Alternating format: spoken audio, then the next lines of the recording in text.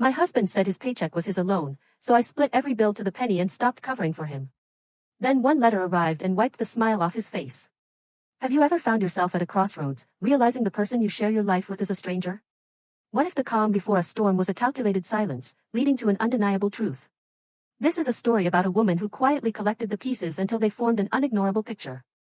The certified envelope rested on my kitchen counter for a precise 11 minutes before I dared to open it.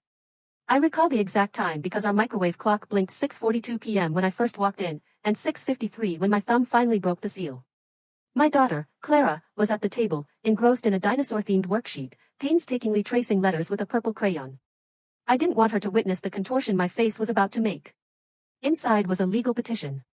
Arthur Beaumont, my husband of 9 years, was suing me for sole custody of our 6-year-old, half of my retirement savings, half the house, and alimony. The stated grounds? Abandonment and financial abuse. I read it twice. Then I laughed. It was a short, bitter bark, so unexpected it made Clara look up from her prehistoric world. What's funny, Mommy? She asked. Nothing, sweet pea, I managed, just something Daddy wrote.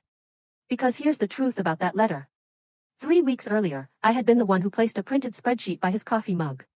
I had been the one who calmly agreed to his little speech about fairness. And in the time since, I had quietly amassed 47 pages of evidence proving that the very man accusing me of abandoning our family had been siphoning money into a secret account and flying to San Antonio to spend weekends with a colleague.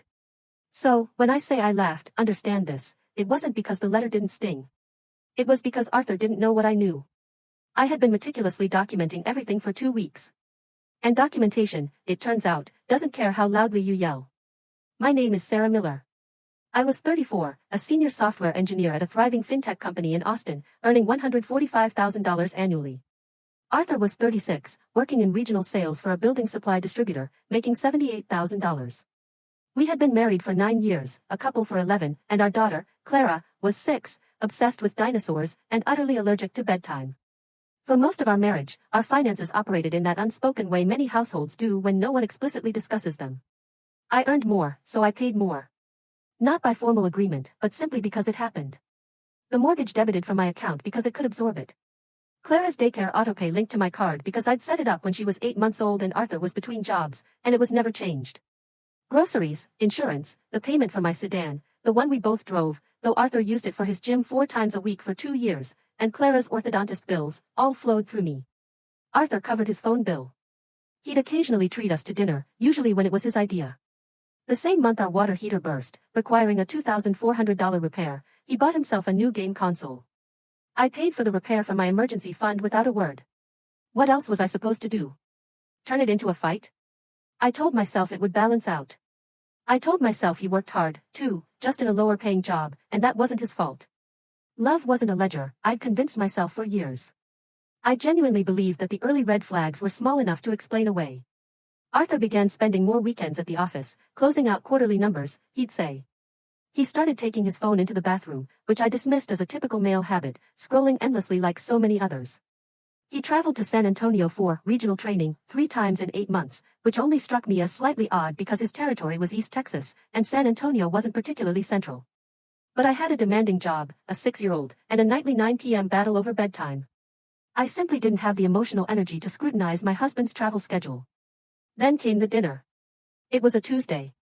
I remember because Tuesdays were taco nights, and Clara had ketchup smudged on her chin. Arthur put down his fork, a deliberate gesture he made whenever he was about to deliver a pre-rehearsed pronouncement. I've been giving this a lot of thought, he began, about money, about fairness. Okay, go on, I prompted. My income is now mine, he declared. We'll split everything 50-50, like adults. I stared at him for a moment. He wore a peculiar expression, chin slightly raised, like a man who had just unveiled a profound insight at a dinner party. He seemed to expect me to nod sagely and say, you know, that's a truly mature perspective, Arthur. I took a slow sip of water. All right, I said. 50-50. He smiled. That was his first mistake. Because I am, by trade, someone who builds systems. And nothing, absolutely nothing, makes a system builder more formidable than being handed a clean, simple rule and told, go ahead. Apply it thoroughly. That night, after Clara finally fell asleep, after the third, just one more book, after the glass of water, after the, I'm scared of the shadow on the ceiling, that required another explanation of what a ceiling fan was, I sat at the kitchen table with my laptop and 6 years of bank statements. I told myself it was mere curiosity. I told myself I'd open the file, glance at a few numbers, and go to bed. 4 hours later, I had a spreadsheet with 11 tabs. Mortgage, $2,500 a month. Daycare, before Clara started kindergarten, $400 a month for 3 years. Then after-school care at $620 a month. Groceries, averaged from 18 months of receipts, $1,100 a month. Health and auto insurance, $480 a month. Utilities, $310 a month. The car payment on my sedan, $390 a month. Total recurring household costs, $7,530 a month. His half, by his new rule, $3,765. His take-home pay after taxes and 401k contributions, $4,800. That left him with $1,035 a month for gas, his phone, his clothes, his hobbies, and anything else a grown man might desire. I sat there, staring at that number for a long time. My hands were perfectly steady. Looking back, that surprised me. I think I expected to feel fury. What I felt instead was something colder, clearer, like the moment a complex bug finally makes sense after hours of debugging. I built one more tab. I labeled it 6-year reconciliation. I calculated what Arthur would have owed every month for the past 6 years under his new rule and what he had actually paid. The gap was $214,000. I didn't print that tab. I printed the first one. 11 pages stapled, with a cover sheet simply stating, monthly household expenses. 50-50 split effective immediately. I left it on the counter, leaning against his coffee mug, as casually as one would leave a grocery list. The next morning, I watched him pick it up over the rim of my own coffee cup. He scanned it like junk mail, half interested, already mentally elsewhere. Then his face changed. I want to describe this carefully, because it was the first time I witnessed what I'd later recognize as the mask slipping. It wasn't anger. Not yet. It was confusion, swift and genuine, followed by something that looked almost like panic. His eyes darted down the page a second time, as if he suspected a misprint. "What is this?" he stammered. "Your half," I replied. "You said 50-50. I agreed. "I just did the math." "I can't afford this," he said, the panic deepening. I took a slow sip of my coffee. "Interesting," I said. "I've been affording all of it for 6 years." He set the pages down as if they had suddenly grown hot. "This isn't fair, Sarah. This isn't what I meant." "What did you mean?" He had no answer. He grabbed his keys and left for work 12 minutes early, something he never did. I told myself, okay, he'll come around. Either he'd apologize, or he'd pay, or he'd admit he hadn't thought it through. Any of those outcomes, I could have lived with. What actually happened was nothing. He didn't pay that weekend, or Monday, or Tuesday. The spreadsheet lingered on the counter, then migrated to the junk drawer, and I assume eventually ended up in recycling, because by Thursday, it was gone, and neither of us mentioned it again. I told myself it was a stalemate. I was wrong. It was a retreat. And Arthur doesn't retreat without bringing reinforcements. I arrived home that Friday to find a pair of heels by the door that weren't mine, and a woman I didn't know sitting on my couch, sipping my wine. "Hi," she said, rising as if she'd been anticipating this very moment. "I'm Veronica. Arthur's told me a lot about what's happening." Veronica, it turned out, was a friend from Arthur's gym, twice divorced, with what I would soon learn was a very specific and very vocal philosophy about marriage. Arthur had apparently spent the last 3 days complaining to her about how I was turning our marriage into a transaction. "I just think," Veronica continued, sinking back into my couch cushions, "that when you start itemizing a partnership, you're telling your husband he's not welcome in his own home unless he pays rent." My hands were not steady this time. I felt my pulse throbbing in my palms, but I kept my voice level. I had learned, over 6 years of being the calm one in every argument, that composure signals strength, while heat, even when justified, registers as hysteria. "Can I ask you something, Veronica?" I inquired. "Of course. How much alimony did your second husband pay after you left him for?" And I'm only repeating what Arthur told me, not providing enough. Silence. The kind of silence that followed had texture. Arthur, standing in the kitchen doorway, broke first.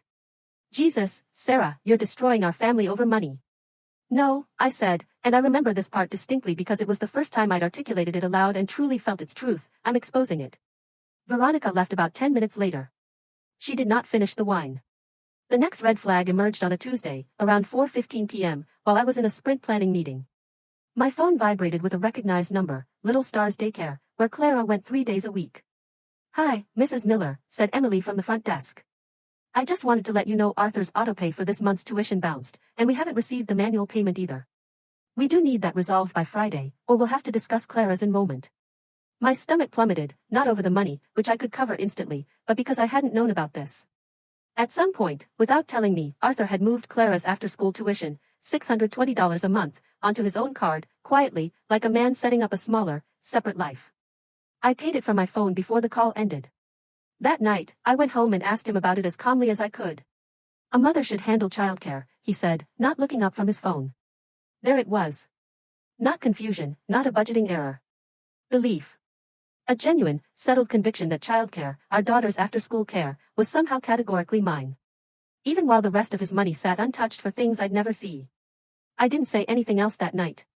I walked into the bathroom, sat on the edge of the tub, and just breathed for a minute. My hands were trembling again. I remember thinking very clearly, something is wrong here that has nothing to do with the spreadsheet. I was right. I just didn't know yet how wrong. 3 nights later, Arthur left his iPad on the bathroom counter while he showered. It buzzed. I wasn't deliberately snooping, I want to be honest about that, because I know how this sounds. But the screen lit up with a notification banner from an app I'd never seen on his phone or our shared computer. Chase. Mobile account ending 4471. Balance, $22,140.77. I stood there in the doorway of our bathroom, steam curling from behind the shower curtain, staring at a banking notification for an account that didn't exist anywhere in our shared financial life. Not on our joint accounts, not on the budgeting app we'd set up together in 2019, which Arthur had quietly stopped updating sometime in early 2024, a detail I'd noticed and attributed to him, just being bad with that stuff, because that's what 6 years of being the responsible one teaches you to assume. I didn't touch the iPad. I didn't need to.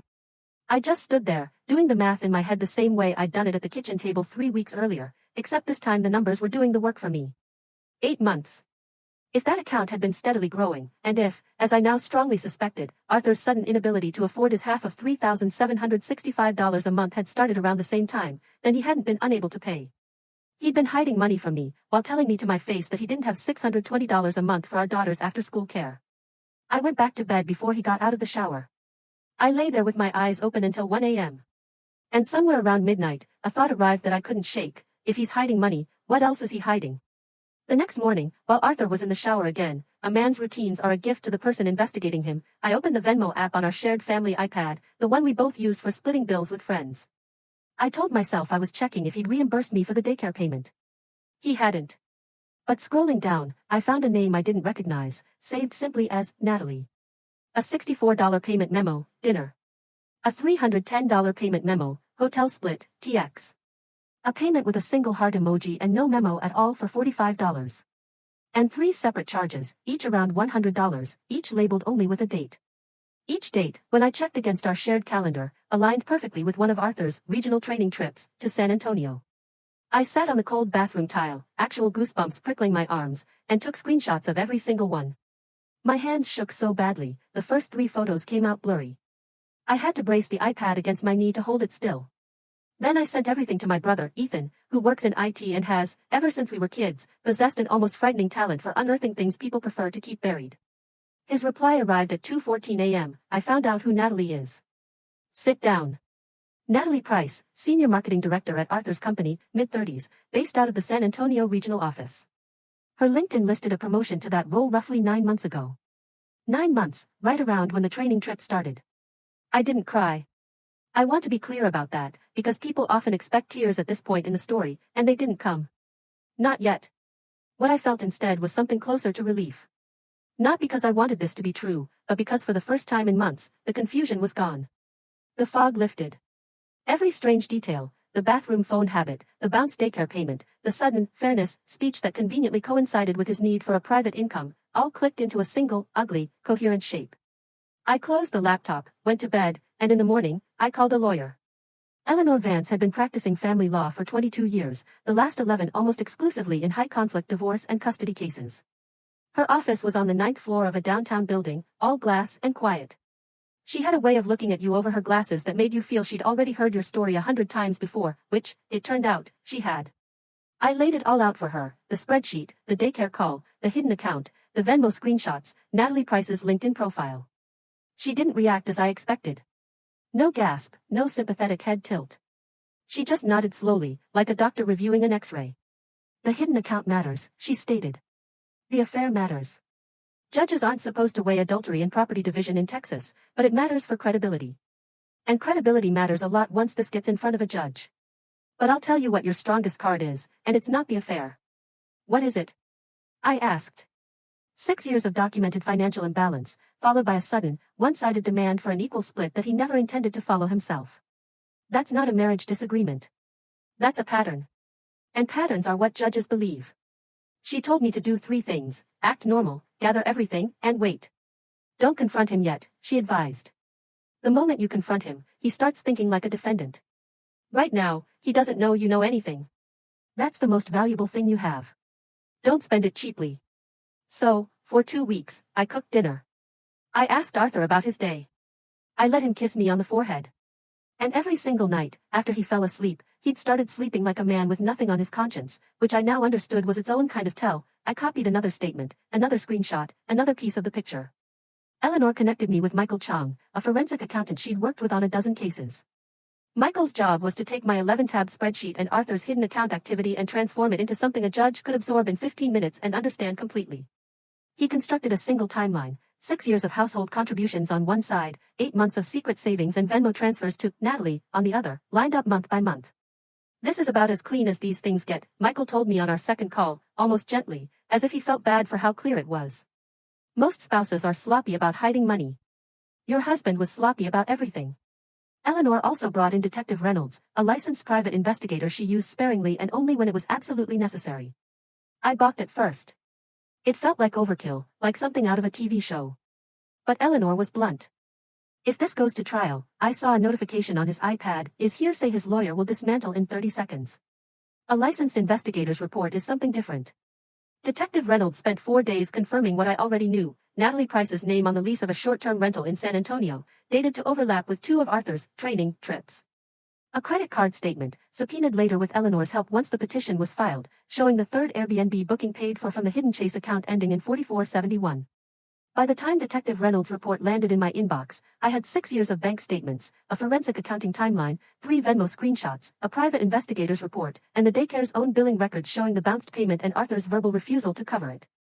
Eleanor read through all of it one afternoon, then looked up at me and said, "Okay, now we wait for him to make a move, and then we move first." The move came faster than I expected. On a Wednesday, Arthur announced, almost casually, scrolling his phone at the dinner table while Clara narrated a story about a triceratops, that he had another conference coming up in San Antonio, leaving Friday morning, back Sunday night. I felt my stomach clench, but I kept my voice light. "Have fun," I said. He looked up, almost surprised, as if he'd been braced for a fight that never came. He leaned over and kissed my forehead on his way to get Clara a juice box. "Love you," he said. It was the last lie he ever told me. The moment his car pulled out of the driveway Friday morning, 7:52 a.m., I'll always remember the clock, I started moving. I'd rented a 2-bedroom apartment 15 minutes away 2 weeks earlier. Paid for it in cash from an account Arthur didn't know existed. Yes, I'd learned that much from him, at least. I'd already set up Clara's room, her dinosaur sheets, her nightlight, a few of her books, quietly, in pieces, over several errands that were really just trips to the apartment with a trunk full of boxes. That Friday, I packed the rest. Not furniture. I didn't want to fight over furniture. And honestly, I didn't want any of it. I packed documents, photos, Clara's school records, her birth certificate, her favorite stuffed triceratops, the framed picture of my parents, my grandmother's ring, the things that mattered, the things that couldn't be replaced or fought over later. I wanted him to come home Sunday night and notice what was gone, not what had been taken. There's a difference, and I needed him to feel it. By Saturday afternoon, Eleanor had the divorce petition ready. I signed it at her office, my hand shaking only slightly this time. It was filed with the county that same day, Saturday, while Arthur was 300 miles away, presumably with Natalie Price, completely oblivious that his entire life had just been quietly rezoned without him. Sunday night, 9:47 p.m., my phone rang. "Arthur," I answered. "Where is Clara?" he demanded. "With me," I said. "She's asleep. We're fine." "What's happening?" "I just got home and the house is empty, Sarah." "What the hell? How was San Antonio?" I asked. A pause. Just a beat too long. "Fine. How was Natalie?" The silence that followed was the loudest sound I have ever heard in my life. It lasted for maybe 4 full seconds, but I could have read a paragraph in that silence. It was confirmation, complete and total, of everything I already knew. And he knew that I knew. And he knew that I knew that he knew. There was nothing left to perform.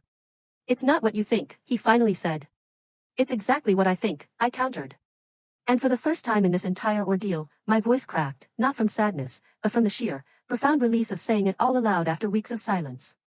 3 Airbnb bookings, $3,400 through Venmo, dinner, a hotel split, a heart emoji. Arthur, I have all of it. Claire, you used money I earned, I said. To build weekends with another woman while telling me to my face that you couldn't afford your daughter's after-school care. He didn't say anything else. There wasn't anything else to say. Good night, Arthur, I said, and hung up. I'll admit, the certified letter, the custody suit, the claims of abandonment and financial abuse, knocked me sideways for about an hour. Even knowing it was coming, even knowing it was almost certainly his lawyer's idea, a get ahead of the narrative strategy I'd later learn is depressingly common, seeing those words attached to my name made my chest tighten. I called Eleanor. She didn't sound worried at all, which somehow made me feel worse and better simultaneously. The person who files first doesn't win, Sarah, she said. The person with better evidence wins. And we have better evidence. What Eleanor sent to Arthur's attorney that week was, by her own description, not subtle. It was a 47-page evidentiary package. 6 years of Michael Chang's reconciled financial records, showing in cold, undeniable numbers exactly who had funded this family and exactly when Arthur's inability to pay had mysteriously begun, 8 months earlier, the same month the Chase account ending in 4471 had been opened. Bank statements for that account, obtained through formal discovery once the petition was filed, showing $22,140.77 in steadily accumulated transfers diverted from his paycheck. The Venmo records. Detective Reynolds' investigators report with the San Antonio lease documents and the dates lined up against Arthur's submitted business travel expense reports, which, it turned out, his own employer hadn't approved for 2 of the 3 trips because they weren't for the company at all.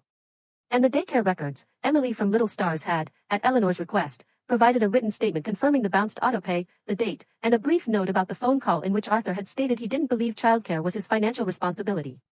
The last page of the package was a single paragraph. I still remember the closing line because Eleanor read it to me over the phone before she sent it, and I asked her to read it twice. Arthur Beaumont's claims of abandonment and financial abuse are directly contradicted by documented evidence spanning 6 years, including evidence of his own undisclosed assets, undisclosed romantic relationship, and refusal to financially provide for the minor child in question. Petitioner respectfully requests the court take judicial notice of the enclosed exhibits designated A through Y, prior to any further proceedings. 25 exhibits, A through Y. By that Friday, 5 days after the package went out, Arthur had fired his lawyer. I don't know exactly what was said in that conversation, but I can't imagine it. No attorney wants to walk into a courtroom representing a client whose own bank records prove he's lying. By the following week, Natalie Price had blocked Arthur on every platform Detective Reynolds could find, which, given Detective Reynolds' profession, was apparently most of them. I heard secondhand through someone at Arthur's office that Natalie had gone to HR before Arthur could, framing it as a consensual relationship that had ended badly. This, given that the company had a fairly strict policy about senior leadership and direct reports, Natalie oversaw vendor relationships in Arthur's region, which was apparently close enough, resulted in what I was told was a mutual separation for both of them within the month. I don't know all the details of that, and honestly, I stopped wanting to know. 2 weeks after the 47 pages went out, there were 3 quiet knocks at my apartment door. It was 11 p.m. on a Tuesday. Clara was asleep down the hall. I checked the peephole, and there was Arthur, thinner than I remembered, which surprised me, as if the last 6 weeks had physically taken something out of him. He was wearing the same gray Patagonia jacket he'd worn on our first date 11 years ago, which felt like either the saddest or the most pointed detail of the entire night, and I genuinely couldn't decide which. I opened the door but didn't step back to let him in. "I'm not here to fight," he said. His voice was quiet, flat. All the performance, the chin-up confidence from the dinner table, the wounded husband routine from the petition, even the panic from that first morning with the spreadsheet, all of it was gone. What was left looked like a person I'd never actually met before. In 9 years of marriage, he told me everything. The account he'd opened 8 months ago after a coworker mentioned a side fund he kept from his wife, and Arthur had thought, in his words, it would just be for me, for once. The trips, 3 of them, all real, all with Natalie, all paid for in part with money he'd told me to my face he didn't have. He didn't try to minimize any of it. I think by that point he'd run out of the energy it takes to lie. Then he reached into his jacket pocket and set something on the small table by my door. The house key. "The house is yours," he said. "I'm not going to fight the custody thing. I talked to a different lawyer, just for advice, and he said I didn't have a case anyway. Not after everything." He almost smiled, but it didn't quite reach his eyes. "I just want to see Clara. That's it. That's all I came here to ask." I looked at the key for a long moment. Then I picked it up. We'll talk about a schedule, I said, through Eleanor. Clara still needs her dad. The version of him that showed up, anyway. It was the most generous thing I could honestly offer, and I think we both knew it. He nodded, and after a second, he turned and walked back down the hallway toward the elevator. I watched him go. He didn't look back. The divorce was finalized in April. I kept the house. Arthur didn't contest it, and given what Michael Chang's records showed about who had actually paid for it over 9 years, Eleanor said no judge would have ruled otherwise, even if he had. I sold it 3 months later anyway. Too many ghosts in that kitchen. Clara and I moved into a smaller place closer to her school, with a yard just big enough for the trampoline she'd been asking for since she was 4. Arthur sees her every other weekend. He's good with her, actually, better than I expected. In a strange way, it's like losing everything else clarified something in him about what was actually left to lose. He's renting a 1-bedroom across town. Last I heard, he'd started seeing a therapist, which I genuinely hope helps him, in the distant, unbothered way you hope a stranger's flight isn't delayed. As for the $22,140.77, half of it, by the final settlement, came to me as part of the property division, on top of what the forensic accounting had already established he owed in back contributions. I put it toward Clara's college fund. It felt like the only thing to do with it that made any sense. A few weeks ago, Clara asked me out of nowhere while we were making dinosaur pancakes on a Saturday morning, "Mommy, why doesn't Daddy live with us anymore?"